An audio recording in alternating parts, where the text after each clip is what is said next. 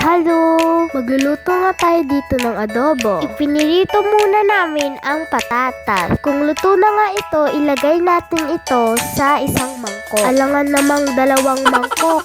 Naggisa na nga kami dito ng bawang at sibuyas. Pagkatapos igisa ang bawang at sibuyas, ilagay na din natin ang chicken.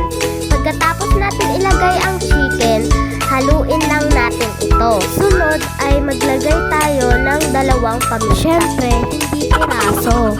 Sunod, maglagay lang tayo ng onting asin. At haluin lang natin ito.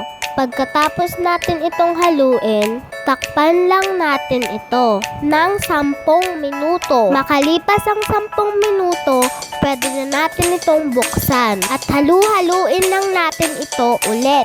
Siyempre, pagkatapos na naman natin itong haluin, tatakpan natin ito ulit. Pagkatapos, hahaluin natin ito na naman. Next, maglagay tayo ng isang basong tubig at ilagay natin ito sa ating nilulutong adobo. Takpan lang natin ito ng saglit.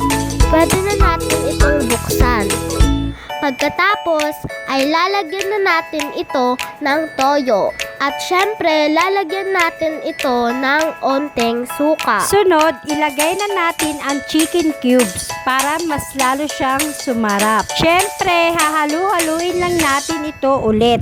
Syempre, hindi mawawala ang laurel. Sunod, ilagay na natin ang patatas. I-mix lang natin ito. And ilagay na din natin ang pineapple. Then, pagluto na, patayin na natin ang kalan. Ilagay na natin ito sa malinis na plato. At ayan na nga ang finished product natin.